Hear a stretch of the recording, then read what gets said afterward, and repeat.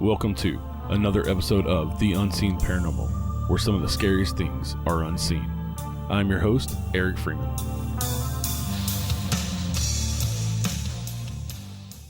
Hey everybody, welcome back to The Unseen Paranormal. Today we welcome paranormal investigator, researcher, and author Greg Lawson.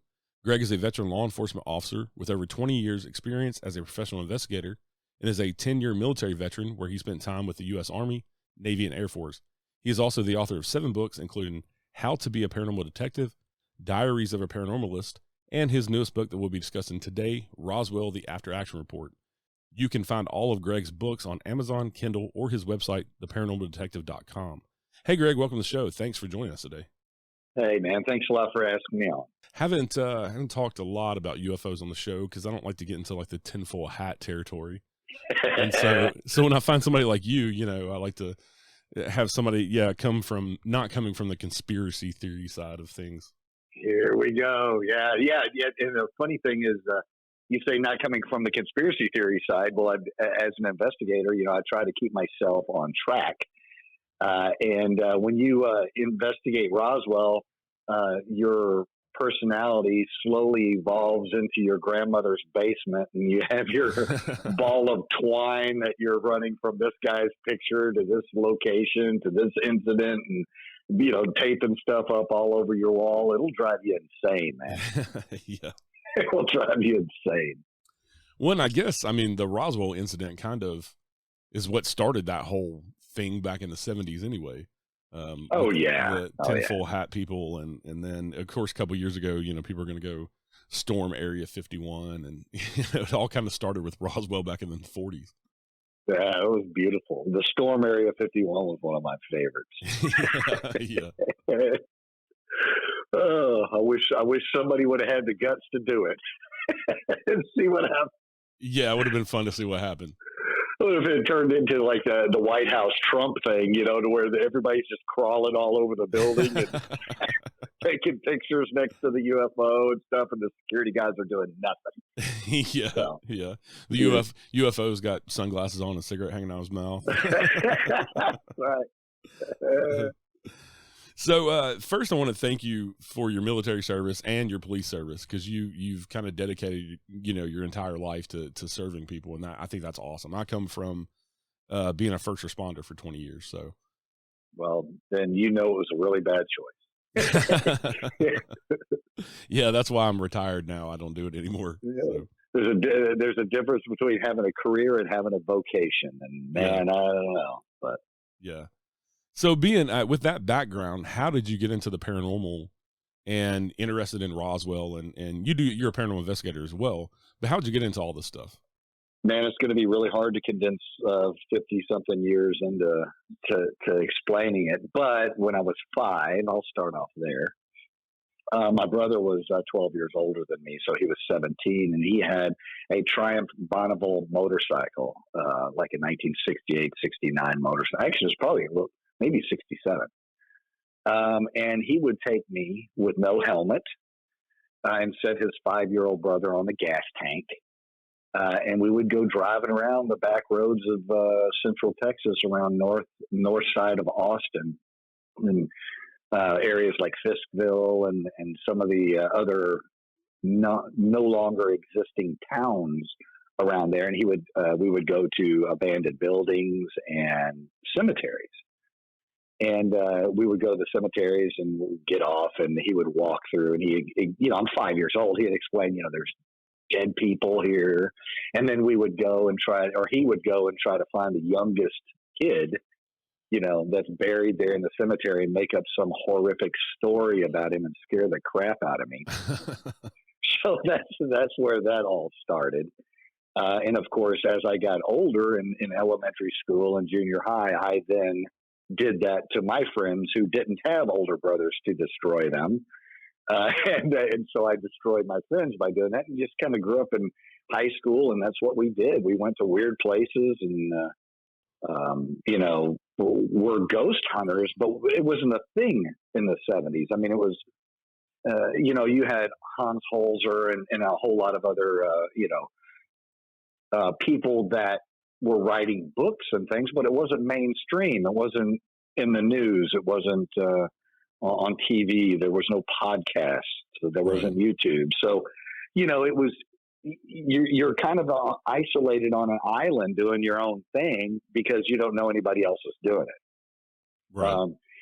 And so so I did that through high school and all that. And I went into the Army, and I went up to Alaska. And the only way to figure out anything when you go someplace back then was to go to the library, or you opened up these things called books.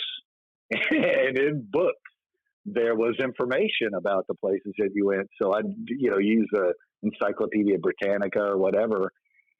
And sometimes, luckily up in Alaska, in Anchorage, there was a historical society there. And I got to go, look at some of that stuff. And that was really cool. And so I went to some ghost towns when I was up in Alaska.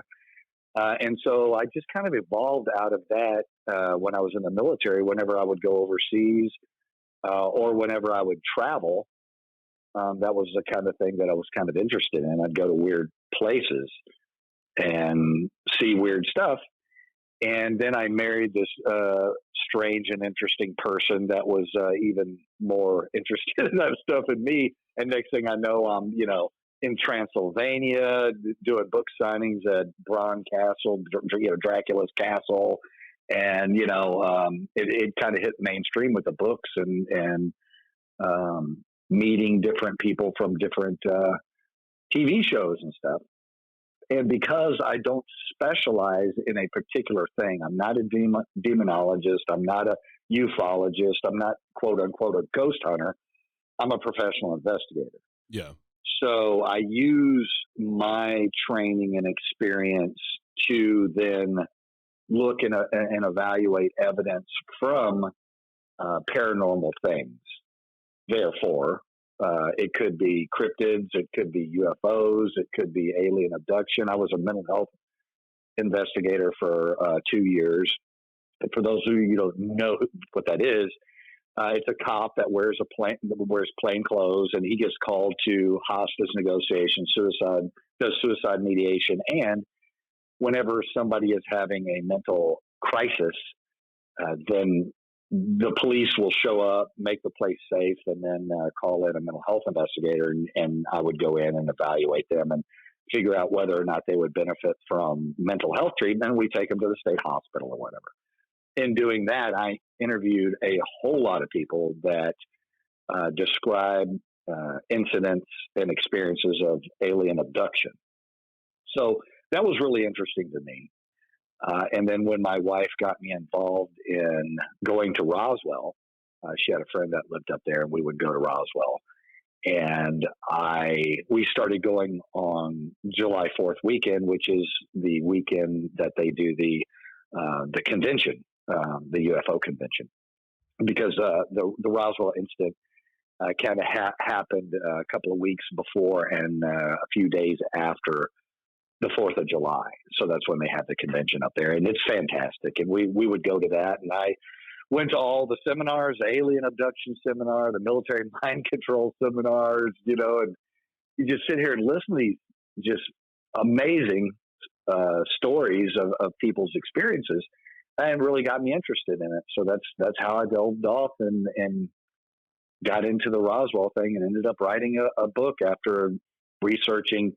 I want to preface this. I've researched everybody else's work over the last 15 years. So I'm standing on the shoulders of great people that spent, decades investigating this stuff. And I just kind of went in and reinvestigated what they did, their processes, and also reviewed the Air Force's conclusion of this whole thing, which is where you really get into the conspiracy theory stuff, and you need to be medicated. So that's how I got here. Yeah. And the book is called Roswell, the After Action Report. So what is an after action report? So an after action report is typically used by the military and sometimes by first responders, police, fire, EMS. And what you do is it can be used in a training environment, or it can be used in a real world environment. In a training environment, you would set up your block of training, whatever it is, and then you would go out and typically in law enforcement or first responder training, you have some sort of explanation phase of what we're about to learn, and then you have a demonstration phase where the instructors use other people and stuff, and they demonstrate how this works, and then you have a hands-on phase where you have some sort of scenario. Well, after that, you have a debriefing, and in an informal setting, that's all you would do. You just debrief it and just go about your business. But if this is a very critical thing, you would do a after action report from the debriefing. So the after action report would be identifying all the lessons learned, the mistakes made, and the corrective actions that we need to take next time so that this model that we created to respond to whatever the incident is we're talking about would be more efficient and work better. So that's what I did with Roswell is I took all these other investigators' information and reviewed it. One thing about an after action report, you remove anything that is inconsequential to what you're doing. So this is not something that you try to fluff up and get as much information about it. You try to look at it and distill it down to what's really important. Because especially in Roswell, many of the investigators were hobbyist investigators. Now, they'll call themselves experts now because they've been doing it for 30, 40 years. Right. And they've learned a ton, and they're really good at what they do now. But when they started, it was debauchery. It was just horrible lines of questioning, leading questions, manipulation, things taken way out of context, stuff like that. So I went in and I tried to boil it down and remove all of that distraction from what actually mattered in the investigation. The funny thing is once I did that, and I wrote the book, my real revelation was not necessarily what happened, from 1947 when this was reported to 1978 when Stanton Freeman kind of dug it up and started investigating it, and it became mainstream not mainstream, it became very well known by 1989, 1990 or so. The interesting thing to me was what happened after that, 1994, 1995, when the Air Force was charged at exposing what actually happened. And the way that the Air Force went about their investigation was as manipulative and as conspiracy driven as anything I've ever read. It was, It's just crazy that these guys are so arrogant that they think that they can perform an investigation like that and then just stand there in front of cameras smirking going, yeah, that's what it is. Deal with it. They're still lying to us about it. It's crazy. Yeah. And that kind of, really the Roswell incident kind of kicked off the modern day government cover-ups. Oh yeah. Because it started in 1947, because the first thing that come out there before they started walking it back and trying to cover it up was there's a huge newspaper article. Right. And the military saying themselves that they recovered a, UFO. Right. And when you look at the actual headlines, it's pretty amazing. The United States Army captures a flying saucer in Roswell region. That's freaking awesome. That's good headlines for a newspaper, right? Right. Well, that's not what the Air Force or the Army Air Forces at that point told the Roswell Daily Record. That's not what they told them. They told them that they had collected a disc, which collecting a disc and capturing a flying saucer is different. Is it right? Right. It's kind of saying the same thing, but what's cooler? What sounds more interesting? Yeah, a newspaper, you want to do a headline that's going to get people to buy the newspaper. Sure. So it twists, it skews our perception of what we're dealing with. And that's one of the things in the Roswell report, Fact versus Fiction in the New Mexico desert, put out by the Air Force. That's why it is so important on how you ask questions. you can ask questions in a leading way and a sanitary way. I give people examples of this in law enforcement classes. I haven't taught in about 2 years, probably because of a lot of the COVID stuff. We haven't been going into a lot of academy classes, but they're starting to ramp up again. And that's one of the things I teach in criminal investigation is how you ask questions totally matters. So, and it matters to the point of, let's say we have two vehicles that crashed and both occupants died. So we have physical evidence that's going to possibly tell us what direction they were going. We're going to be able to do what's called a coefficient of friction on the roadway and the tires, and based on how long the skid marks are, the yaw marks, that sort of thing, we can estimate very closely to how fast the vehicles were going at the time and all that stuff. And you can get all that, but it sure helps when you have eyewitnesses.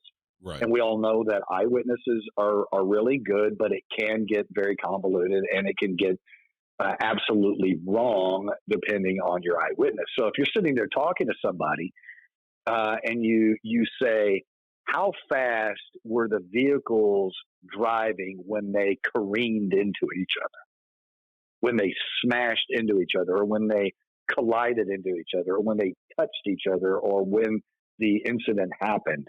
Or do you ask just straight up, what happened? And you ask, what do you estimate their speed to be? Not how fast they were going, because I don't, but a lot of people that are a lot smarter than me, psychologists, have gone in and studied this stuff. And it actually matters whether you say how fast the vehicle was going or what was the speed of the vehicle. Because as soon as you say fast, they'll increase their speed 3 to 5 miles an hour than what they would if you would just say, what was your estimated speed? Yeah. Now, that sounds ridiculous, but it matters, man. It really does. When you're conducting a very in-depth investigation, your line of questioning and your mode and method of questioning is absolutely crucial. Otherwise, you will get skewed information from your eyewitnesses. And so these investigators would go in and talk to supposed, I'm using air quotes, eyewitnesses, people that came forward after the Unsolved Mystery episode aired on TV, and all of a sudden everybody was involved.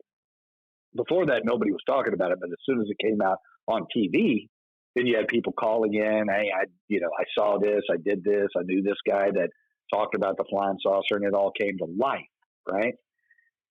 And so it absolutely is imperative that when you're conducting an investigation like this, that questions are very thought-provoking and very sanitized. And a lot of cops don't do that. Cops are just as guilty, and very experienced homicide investigators are just as guilty as citizens if they don't have the proper training. If they just, I've been a homicide investigator for 20 years. I can walk into a room, take a snapshot picture in my brain of the incident. I know what happened. Right. Like, wow, you're a dangerous man. Yeah. And with something like that, I mean, if you go in also with already having an idea in your own mind of what happened, then it's easy for you to subconsciously skew somebody's answers by the questions that you ask. Oh, yeah. Yeah. If you like you were saying, as a homicide detective, if you go in thinking this person, you've already made up your mind, this person did it, and you go in, you're going to try to, fit your narrative to that. Absolutely. And that's the scary part. I've worked with cops like that before, where they walk in and they see a scenario. They see the evidence, they see what all that. And they conduct their investigation geared toward what they believe happened, as opposed to following the evidence and allowing it and the incredible testimony to dictate what happened. Yeah. And it's scary, man. I mean, you can look back in history and think about how many people were put in prison based on what individuals believed. There was a lot of people don't know about the Austin Axe murderer, the servant girl annihilator. There, he had many different monikers that the newspapers in Austin gave him back in 1884 to 1886. Prior to Jack the Ripper, prior to H.H. Holmes, Austin had a serial killer. Nobody knows about it. Nobody pays any attention. There's been 3 books written about it. A couple of TV shows have covered it. But back then, those cops didn't have any training at all. It was just somebody who was good with a gun, big guy that, wasn't scared of people, maybe a little guy that wasn't scared of people. And, here's a badge, do the right thing, go do the right thing. And these guys went in and looked at these series of murders. For sure, the canonical 8 murders were for sure by the same guy, but they looked at it completely different as individual cases. And so they blamed boyfriends. They arrested boyfriends. They arrested husbands. They arrested, people that these victims had relationships with, because that's typically who kills somebody is somebody in their family, somebody that's either closely related or closely involved somehow. Yeah. So they were just, going off of that, as opposed to following the evidence. And there was a couple of cops that were following the evidence and kind of sitting back and just watching this going, this is very, very strange behavior, what's going on here, because it's kind of the same type killing. This is very weird. So, it makes complete sense why a whole bunch of people that didn't commit crimes ended up in the jails, and hanged in some cases in the Old West, and also up to now, when you have people in power that just want to clear cases because of public perception or political pressure or whatever. They'll do it, man, and it's terrifying. Yeah, and with the military covering up Roswell and some of the other things, throughout history, with a lot of people think they covered up the JFK assassination and Martin Luther King Jr. and it's a very smoke and mirrors type thing, because they have an agenda. They have an agenda that they don't want out there. With the Roswell, with investigating it, what witnesses do you think are the most credible who have come forward? Because I know it really started with Jesse Marcel coming forward in the 70s, and that's kind of what kicked it into high gear and kind of into the pop culture now. Right. So Jesse Marcel, the one thing about Jesse Marcel's story, his testimony, his sworn statement, is that it didn't change drastically over time. Little things were added in or subtracted or whatever during his story, but that's a normal process when people are sitting around thinking about something for 30 years. They're trying to make sense of it, and they'll feed themselves information to fill in the blanks and kind of put the puzzle together. Right. But Jesse Marcel, it's one of those things where when it's more important to you to win an argument than to come to the conclusion of what happened, you start attacking the man, right? So Jesse Marcel comes forward and says, I collected up a bunch of this debris, took it in. I showed it to my son. I showed it to my wife because it was so amazing. And I took it in, turned it in, and it's nothing I've ever seen before. And he says something to the effect that it's not of this world. So it's something pretty amazing, whatever he saw. Now that started in the beginning, and then it gets buried after 1947. He goes radio silent. You never hear anything from him.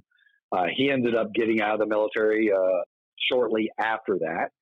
And a lot of people think that he was a career, Army, Air Forces guy. And I keep saying that for those of you that are getting, if anybody's listening that's getting mad at me. So you had the Army Air Corps, you had the Army Air Forces, then you had the Air Force. Yeah. And there was a transition there that was really weird. And there was a lot of flux and transition in 1947 when all this happened. So, they're trying to differentiate themselves from the Air Force and become a standalone entity, which is probably correct. That's what they needed to do. And so there's a lot of different stuff. And so once it comes out, and once a lot of investigators start looking at this in the early 1990s, people jumping on the bandwagon kind of thing, there was a lot of debunkers. There were people that heard the story and immediately in their mind was like, oh, that's bullshit. Let me look into this. And instead of looking into the investigation, they look into the man. Right. So they look into Jesse Marcel, and they find some inconsistencies of his description of his service in the military and differentiating from what his service record said. And so they attack him on he's not being truthful because he said he had this, but his records don't show that. And so they're going after him as far as that goes. I think he was a credible guy. I think that he found something that he did not genuinely know what it was. He felt that it was beyond a human being's capacity to create it. And that's what he reported, and that's where this came from.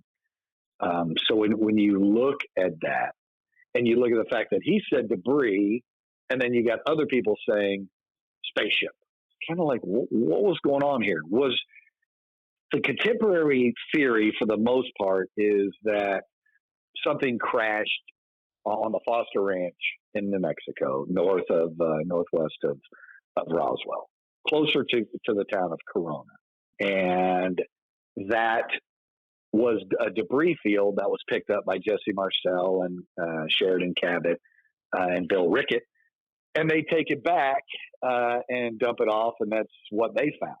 Well, then there's the tinfoil hat thing. And I shouldn't say that because there's some good information that this may have, it makes more sense, right? That if a vehicle, a flying vehicle, came in at a very high rate of speed and impacted the ground at an angle, just like, skipping stones across the water, it would impact the ground and then it would go airborne again and fly a distance, and then slowly gravity would slow it down. The friction would slow it down in the air. Gravity would pull it back down to the ground. It would impact again and maybe again. And so Stan Freeman's idea of, Jesse Marcel went out to the debris field where the initial impact was, but the actual vehicle was closer to Corona. And so in order to deflect attention away from the actual spaceship, let's send, our intelligence people to the Foster Ranch and send a recovery team up near Corona and recover that vehicle and get it back to Roswell. There is not a shred of physical evidence that will support the Corona idea of a vehicle and the size of the vehicle, because you have other people, Walter Haut being one of them. He was the public information officer for the Air Force's press release, and he changed his story multiple times, each time getting more and more grandiose, more and more incredible. And he actually did an affidavit and told them it won't be released until I die. Well, when he dies, it's the whole thing. Intact flying saucer, 4 bodies, at the hangar in Roswell. They shipped them out to Wright-Patterson Airfield, the whole thing. So when I went back and looked at all this stuff, most of the information that was gleaned out of individuals after 1978, after I always use that kind of as my benchmark, when Stan Freeman came forward and talked to Jesse Marcel. After 1978, there were a few people that came forward that had very interesting stories, but they're all circumstantial. And don't get me wrong, I love it on movies in court.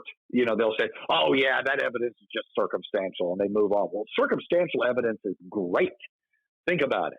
You got a building that only has one door, and it's a solid concrete building. There's no way to get in and out without going through that one door. You see 2 people go in that building. One person comes out. You go into the building and you see that other person is dismembered, murdered, scattered all over the place. Who did it? Right. That's circumstantial evidence. That dude that went in there with him is the one that committed the murder. Right. So circumstantial evidence can be really good, but if it's just like, oh yeah, I remember back when I was down on Main Street and there was this big convoy of military trucks going by, and there was this one flatbed that had a tarp over it, and it looked like it was like a big flying saucer. It had this tarp over it, and they were driving it through downtown. Well, if I'm shipping a flying saucer, man, I'm probably going to disguise it a little bit better. I'm probably not going to do it at 11 o'clock in the morning, before lunch traffic. Right. I'm probably not going to take it through the middle of town. I'm probably going to route it some way somewhere else, make it look like a big water tower tank or something.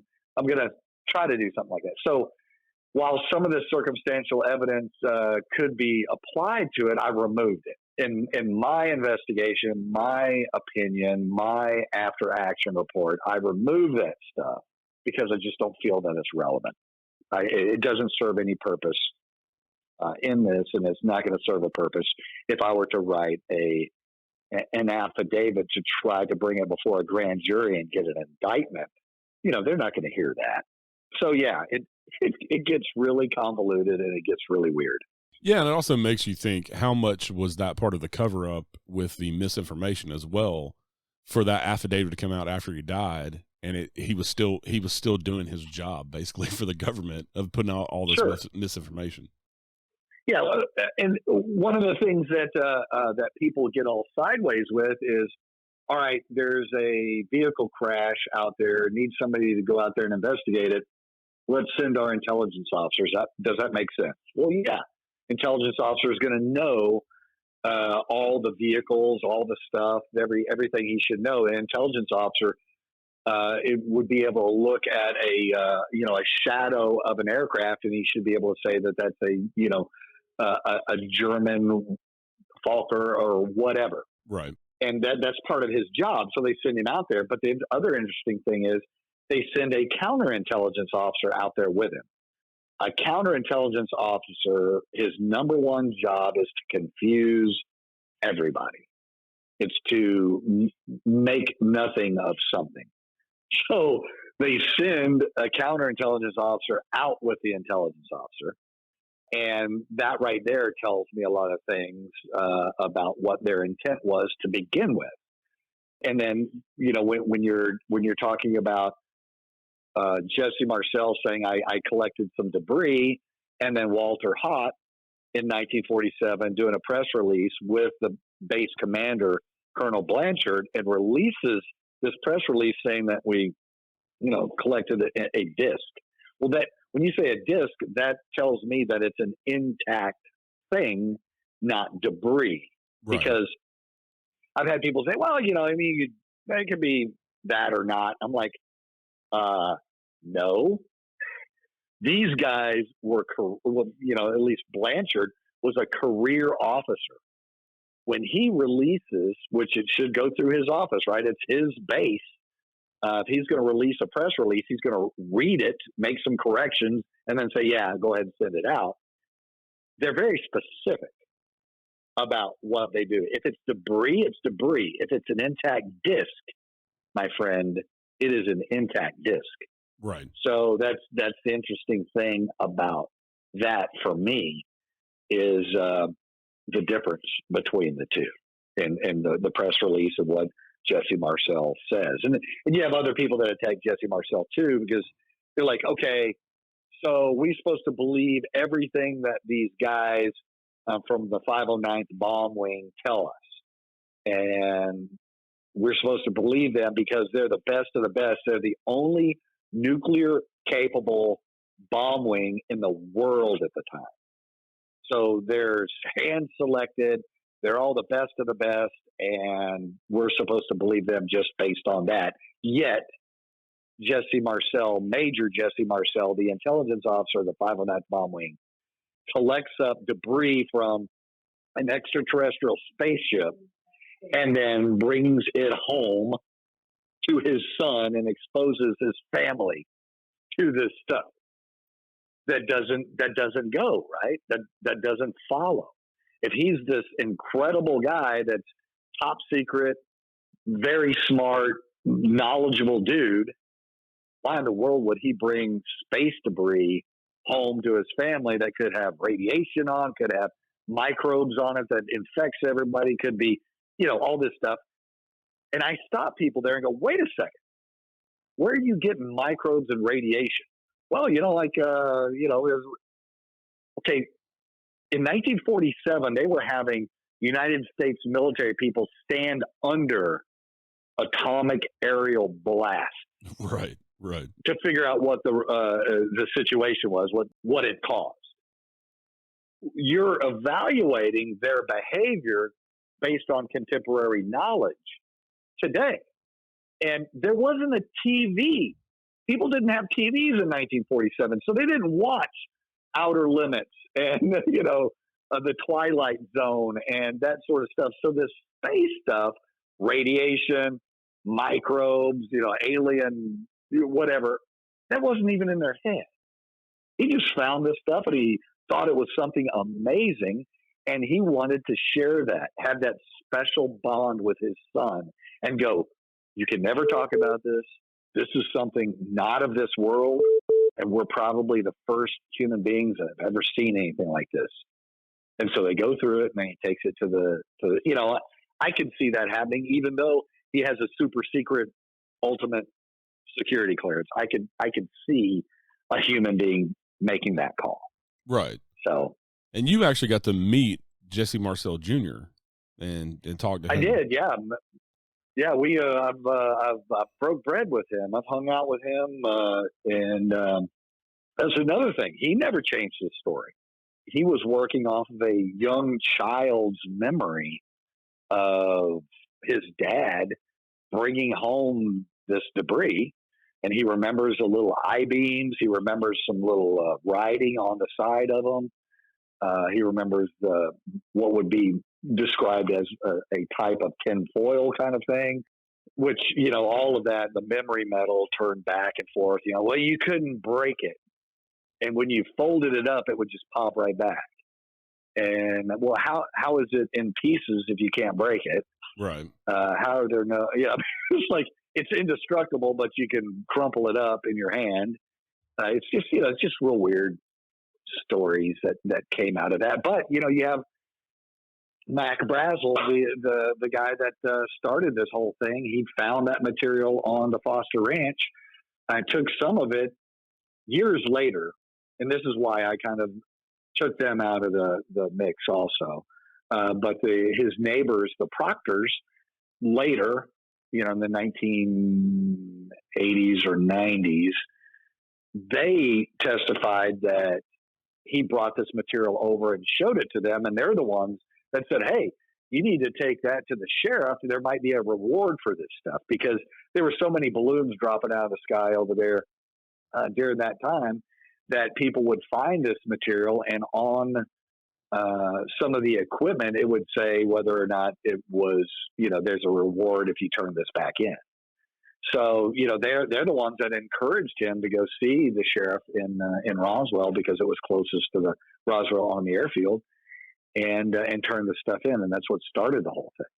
But I removed them kind of from the after action report. I referred to them in my after action report. Actually, the Roswell, the after action report, my book, is not written like an after action report. It's an after action report in discussion. Yeah. I guess you could say.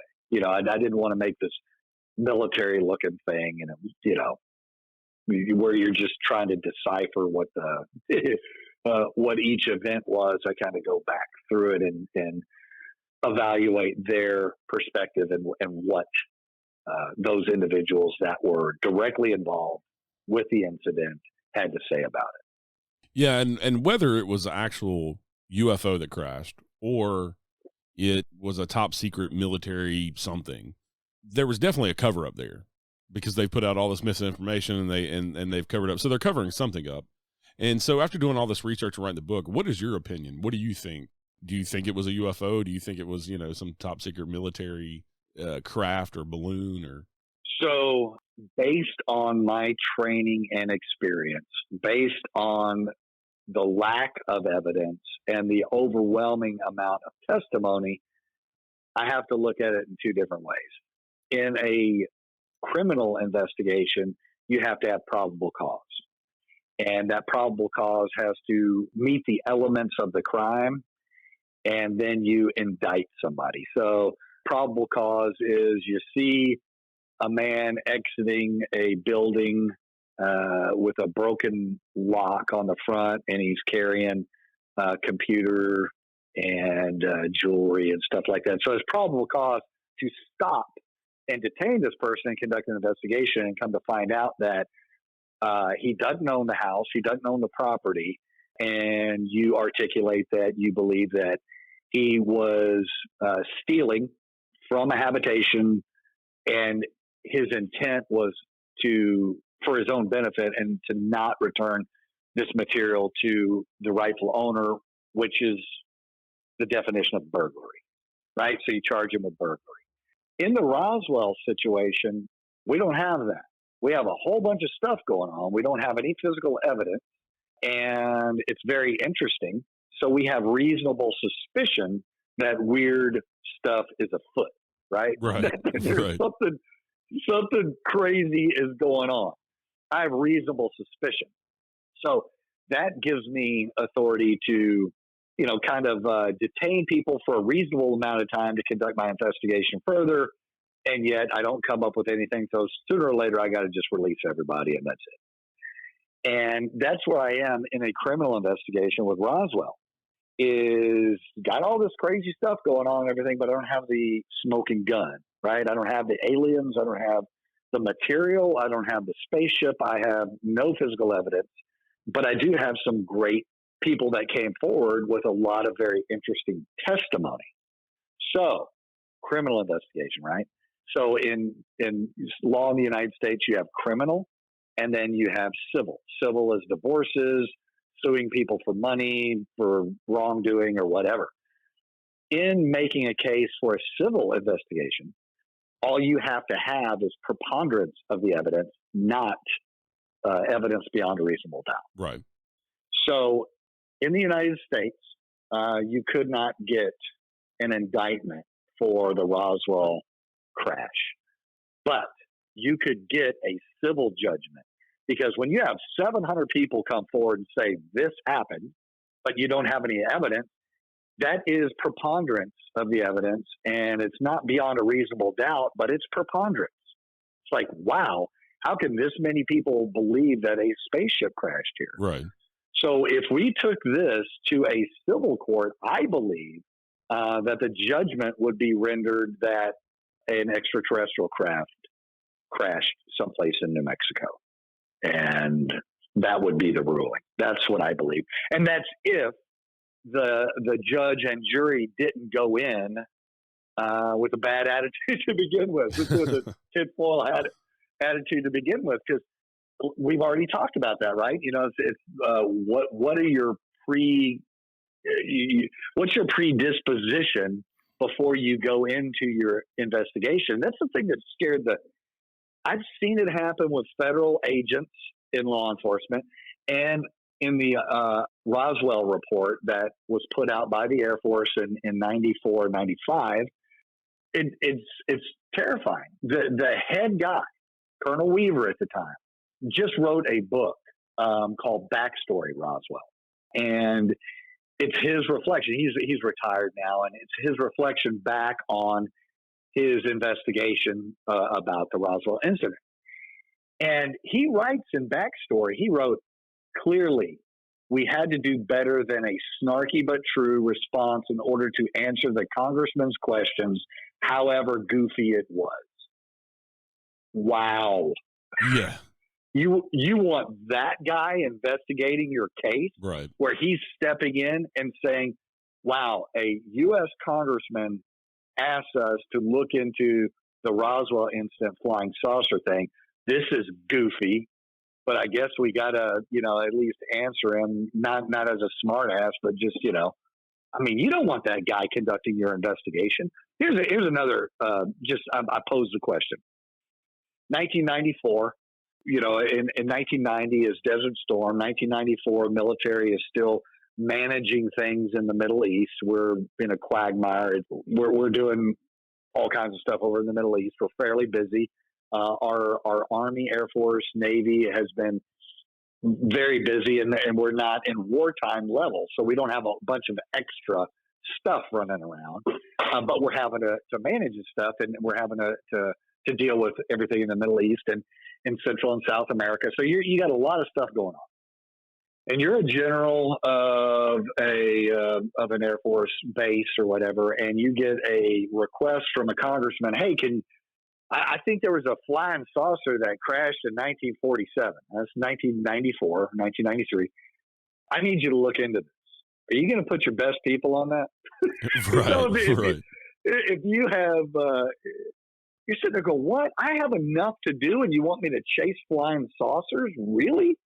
Or do you put your best guy on it to try to wipe it out? So that's what I'm not real clear on is, what was their intent to begin with? I know what the lead investigator's intent was to begin with, because he felt that he had to deliver, something better than a snarky but true response in order to answer the congressman's request, however goofy it was. Yeah. So walking into it, he's thinking these guys are just wasting our time. So it gets really, really, if you look at it from a forensic statement analysis and look at the Roswell report from the Air Force, the almost 1,000 pages of gibberish, there's probably about 25 pages in there that actually matter. The rest of it is just supportive gibberish, like I said, that has nothing to do with anything. But it's very impending because, when you throw 1,000 pages in front of somebody, that looks like you really did your job. Right. But they would go in and investigate. They interviewed a few people. They interviewed everybody that was still alive that had anything to do with the Mogul Balloon Project, but didn't interview people that were on the other side of saying this was something other than a Mogul balloon. But when they would interview people, they interviewed Trukowski, Colonel Trukowski. He was in charge of the Mogul Project. They interviewed him, and when they sat down with him, you got to remember, this is an older man now. He's in his late 70s, early 80s. They sit down and they say, from the very beginning, hey, Colonel Trukowski, I'm so-and-so. I want you to know I work for the Air Force. I'm high-speed, fuel-injected, turbocharged investigator. And we have concluded independently on several other research facts that Mogul is probably responsible for the so-called Roswell Incident.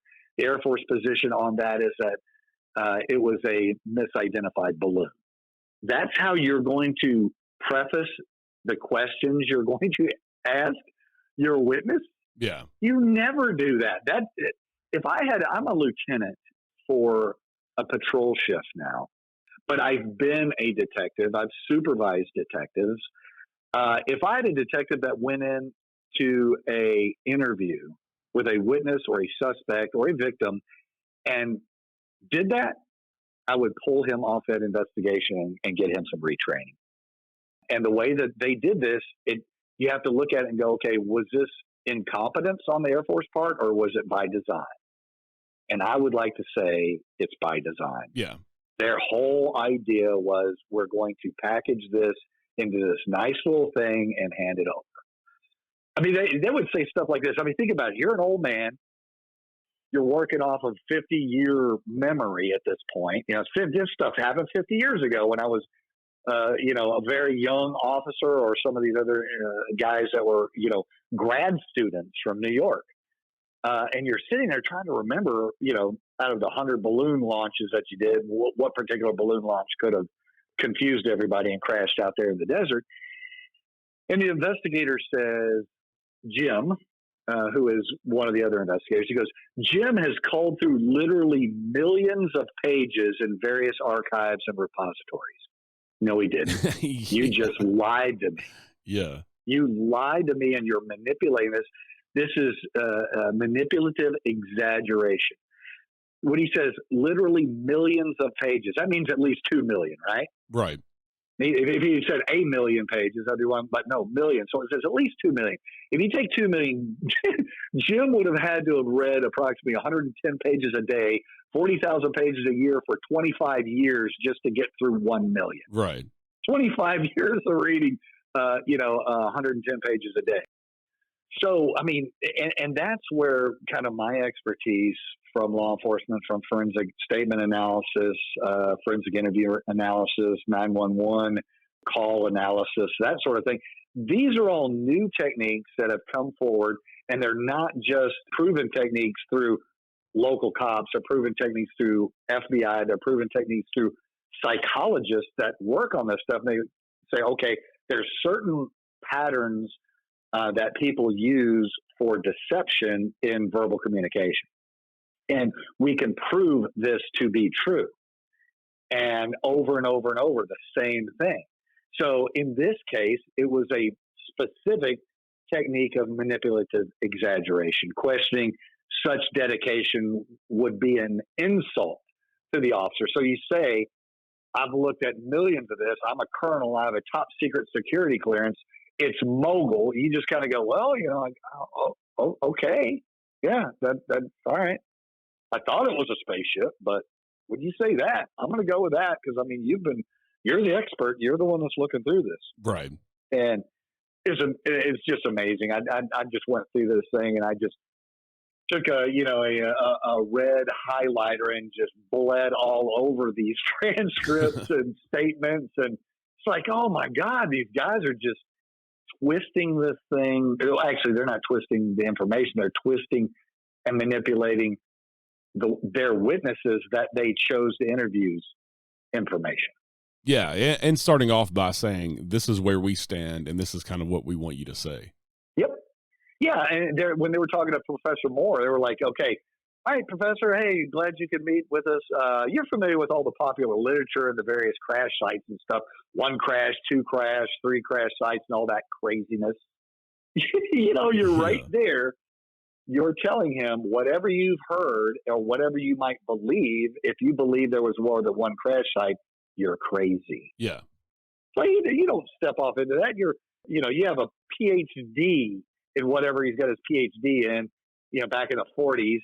And he worked in academia all these years. And you have these guys that come into your home to talk to you about this, and they right away insult any other thoughts you may have outside of, what their scenario is.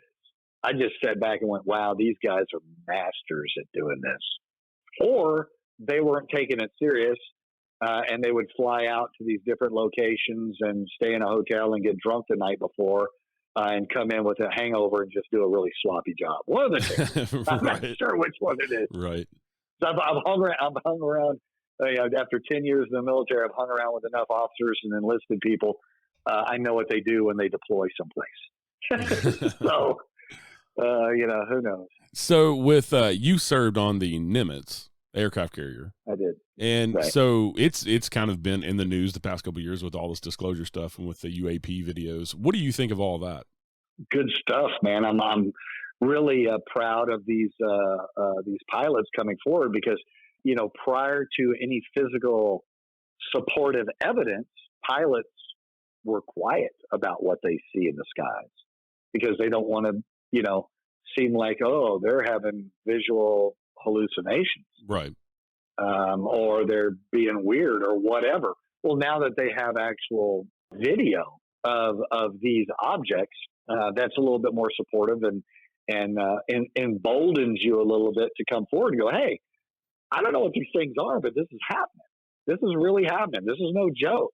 The funny thing is so because of my background and because of the math that I took in school, I'm pretty good at trigonometry.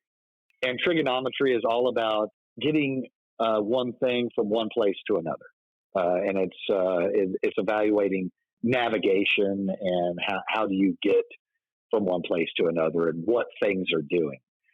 So you use trigonometry in accident reconstruction with vehicles. You use trigonometry in navigation. You use it like that. The videos taken from the airborne assets from Nimitz of the Tic Tac that's flying around, you have to evaluate that in a way that you take in that trigonometry that's going on when two objects are moving, or one object is moving in a way that the other object appears to not be moving, or vice versa. And I will explain that I'm sure there's been some time that any of the listeners or yourself were driving in their car and you looked up in the air and there was a giant airplane, a passenger plane, just floating there. Yeah. And it didn't seem to be going forward, backward, sideways, just like floating in this one spot.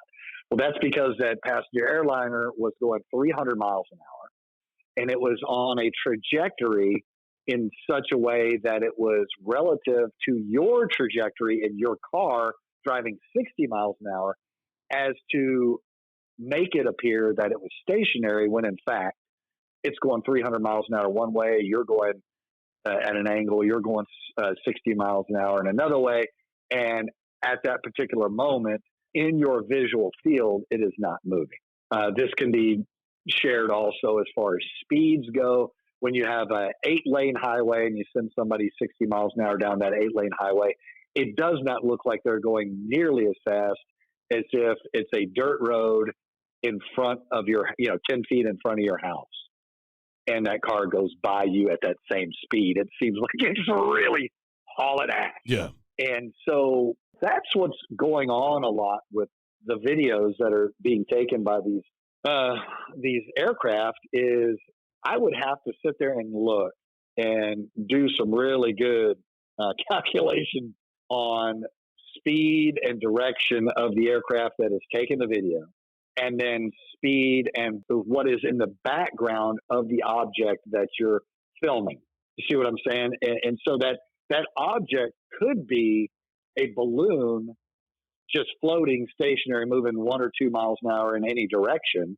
But because you're flying at 300 miles an hour and filming it, the background of that balloon makes it look like that balloon is hauling ass. Right. And there, in those videos, there's no heat signatures off of these Tic Tac objects. There doesn't appear to be any type of tethered kind of thing. It's something up there that I want to believe is something extraterrestrial. Like I said before, I want to believe that there was a crash in New Mexico, but I don't have access to the physical evidence of that, and I don't have access to the original video coming from the Navy in order to sit down and actually run calculations on it to whether we can actually determine how fast that Tic Tac was moving, if it was moving. Yeah. So I find it very compelling. And for those of you that are rolling your eyes out there right now going, he's just a debunker. That's all he wants to do is debunk this stuff. No, man. But if it's not paranormal, it's not paranormal. Right. So it's our job as paranormal investigators to look at this stuff. And I describe it all the time, and people get offended by it. They're like, oh, well, you're a skeptic. Well, yeah, I'm an investigator. I have to be a skeptic because there's only 3 things you can be. You can run a single line to your right and left, and on the left side, put the word true believer or gullible there. And on the right side, put debunker, disbeliever. And there's a little button in the center that floats back and forth based on testimony and evidence, and that's called a skeptic. And that skeptic evaluates all that stuff and then makes a conclusion or determination of what it is.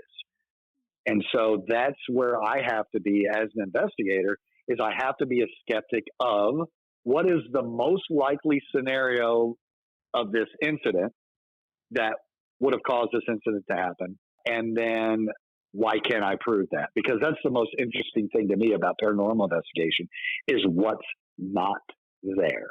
Yeah. Not what I actually find.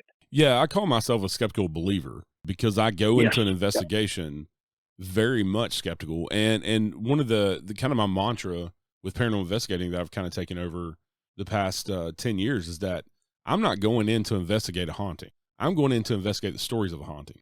Because if you go in and you already believe the place is haunted without any evidence, without any of your own experiences, then it's like we've been talking about this whole time about you've already created your own narrative in your head, and you're going to match the evidence to support what you already believe. Absolutely.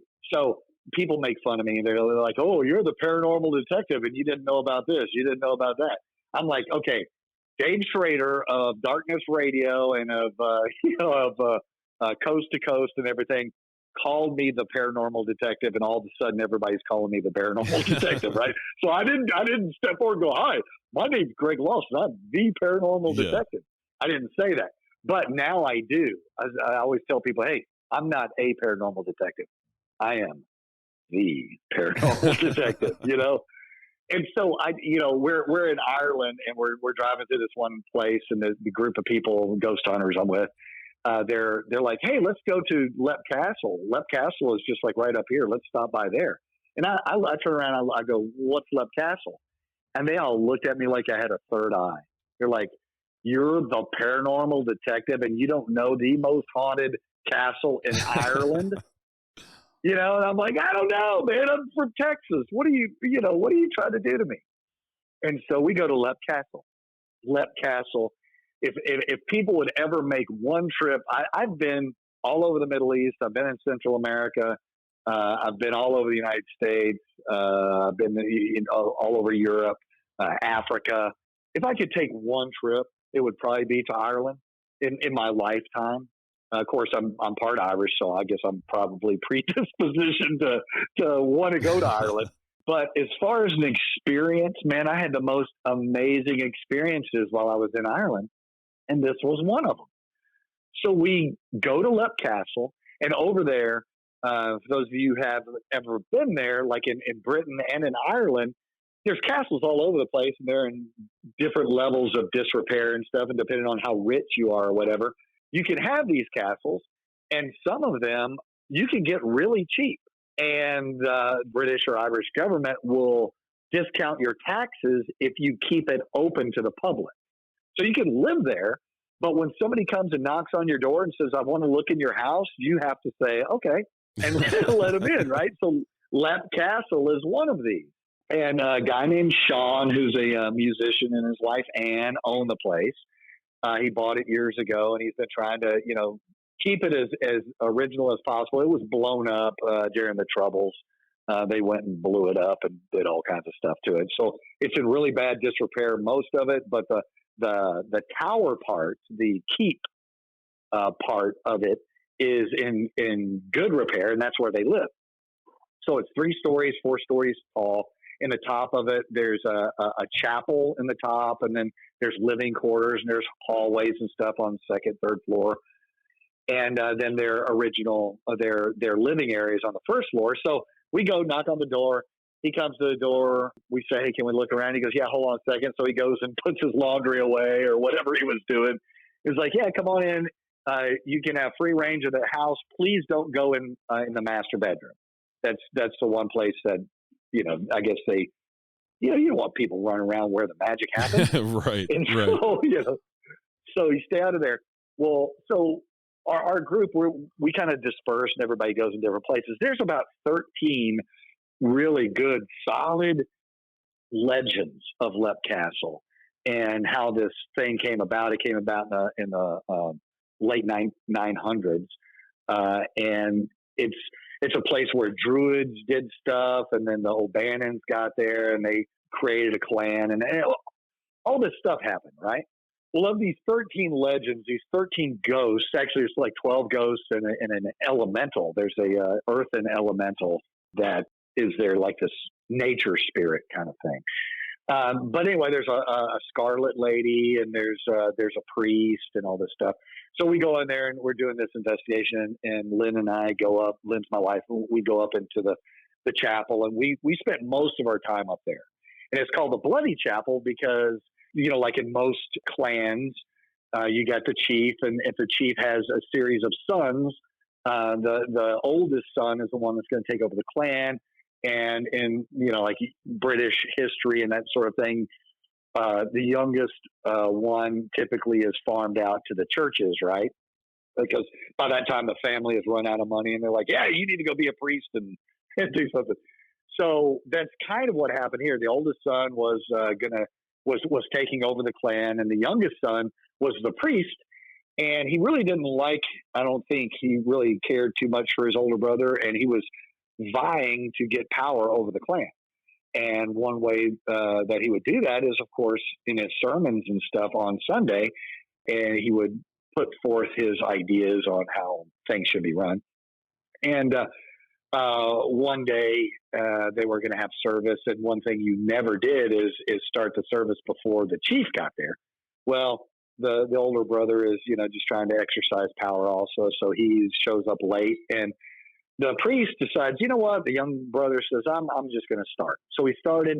When the older brother got there, he flew into a rage, charged the altar, and killed his little brother on the altar. Well, that's where this priest's spirit originates from. So that's kind of what Lynn and I were looking for. We were looking for evidence of that. We set up a video. We took pictures. I think the audio was with the video. We didn't ever get anything out of that, but we wandered around the castle a little bit more. We spent a lot of time up in the Bloody Chapel, and then we leave. And before we leave, Sean plays some music for us, and it was great. He told a couple of stories, and it was awesome, man. They're awesome people. So we're leaving. As we're leaving, we're crossing in the front yard. We're a little ways away from the castle. We turn back, and we see Sean and Ann on the front porch, and they're waving to us, and some of the people that were with us took some pictures. And later, a couple of weeks later, everybody's looking at their different pictures that they took. And in the window above the front door, there's a priest standing in the window. Wow. Yeah. That's pretty awesome. So my point is, like you said, skeptical believer, right? Yeah. How random did that have to be? And I walked by that window many times, and I absolutely do not believe that Sean or Ann would do anything to trick us, because it serves them no purpose. They're not making money off of this place being a haunted location. Right. They get no money for that. They get money for just allowing people that are interested in the castle to come look at it. They don't charge nothing. So there's no backstory that you could look at and go, well, why would they want to trick people? And the way it's done, the way that the image is in the window is very odd. It's just weird. I'll send that to you. I'll send that picture to you. Yeah, I'd love to see it. So anyway, people ask me, well, why do you do this stuff? I'm like, because of those little things, Yeah. I know people that go to a castle and they have, somebody's touched them and pulls their shirt off, and, they hear things and they see multiple ghosts and everything. I go to the same place and I don't have those experiences at all. And people will say, well, Greg, you're just not open to it. You're not, sensitive like that. You're not this and that. And I'm like, well, that's awful convenient. Right. But when I do see something or do experience something, I'm the guy that will eliminate all naturally occurring stuff. And whatever you have left over, I will say is paranormal. And so that's kind of my story on that. Yeah, that's a pretty awesome story and a pretty awesome experience to just go see the castle, let alone having that crazy, paranormal experience with the picture. Right. It was amazing. And it was, all the people that were there, they started sending this picture. Oh my God, you see this? It's like, oh, wow. And that's, I tell people whenever I talk with them about how they conduct their paranormal investigations, like, you hear what you're expected to experience when you go to a location. So you go to that location looking for that experience. Yeah. Big mistake. Just go there and allow whatever to happen. And I've had preconceived notions of, I'm looking for this particular thing. And I have this completely different experience, and I don't even recognize it as an experience until years later. And I went, holy, wow. Had no idea that happened to me. I went to a location near Hong Kong on an island called Lantu Island. And I won't go into that because it's a long story, but I went to this one location, to this old pirate fort, and I thought it was going to be one thing. And it was a couple of years later when I realized what actually happened there, that I should have been paying attention to. But because I was so distracted and trying to get my investigation done the way I wanted it to, I wasn't allowing the environment to dictate how I would collect the evidence. Yeah. All right, Greg. Well, it's been awesome talking to you today. I appreciate you coming on the show. You bet, man. I enjoyed it. Thank you for having me. Yeah, not a problem. My pleasure. Everybody can go and they can find your books on Amazon Kindle and on your website, theparanormaldetective.com. And they also can get in contact with you if they would like to do that as well on your website. Yes. And of course, I'm sure you're on all the social medias as well, like everybody. A little bit. Yeah, I'm a little bit. I try to be better, but it's like, man, I'm spending so much time doing that stuff. I'd rather live my life. Yeah. All right. Well, thank you again, everybody out there. Thanks for listening. Have a great day. Stay safe. We will see you next time. Join us next time for a new episode of The Unseen Paranormal. Until then, head over to the Unseen Paranormal Lounge on Facebook for all the latest updates and discussions about the show.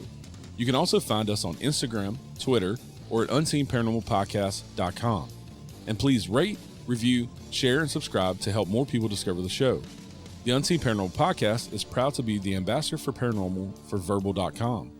A big thank you to my friend Chris Lips for the awesome theme music. You can find more of his music on Apple, Amazon, or Spotify. And as always, thank you for listening. You have come to the end of the line. Whoa.